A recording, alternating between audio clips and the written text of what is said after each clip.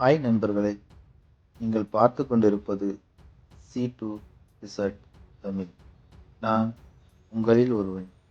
கண்ணுக்கெட்டிய தூரம் வரை விரிந்து கிடக்கும் மன்னார் வளைகுடாவின் அந்த ஆழமான நிலப்பரப்பு, ஆர்ப்பரிக்கும் அலைகள், இந்த பிரம்மாண்ட கடலின் மார்பில் ஒரு அழகான கோடு போல நீண்டு கிடக்கிறது பாமன் பாலம்.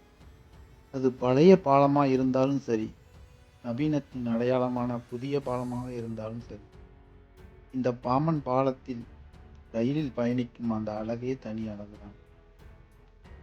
இருபுறங்களின் கடல் நீர் சூழ்ந்திருக்க, அலைகளுக்கு மேலே ரயில் மெதுவாக ஊர்ந்து செல்லும் போது நாம் தண்டவளத்தில் ஓடவில்லை, கடலின் மடியில் மீது மிதந்து செல்கிறோம் என்றே தோன்றும்.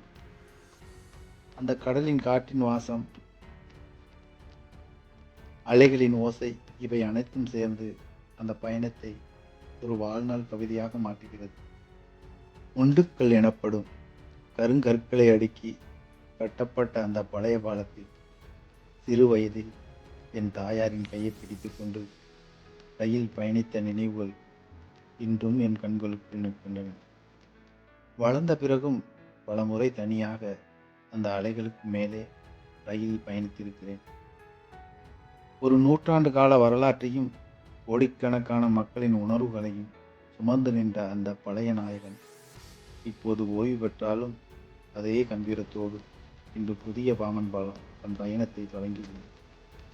காலங்கள் மாறினாலும் இந்த பாமன் பாலத்தில் மேற்கொள்ளும் ரயில் பயணத்தின் சிலிர்ப்பு மட்டும் என்றுமே மாறுவதில்லை. இது இயற்கையும் மனிதனும் இணைந்து படைத்த ஒரு பேரழகு. என்னை போல உங்களுக்கும் இந்த ரயில் பயணத்தில் மறக்க முடியாத நினைவுகள் இருக்கிறதா? உங்கள் அனுபவங்களை கமெண்டில் சொல்லுங்கள். இந்த வீடியோ பிடித்திருந்தால் லைக் செய்து உங்கள் நண்பர்களுக்கும் பகிருங்கள். இது போன்ற பல சுவாரஸ்யமான இடங்களை காண உங்கள் C2 ரிசர்ச் தமிழ் சேனலை மறக்காமல் சப்ஸ்கிரைப் செய்யுங்கள். நன்றி.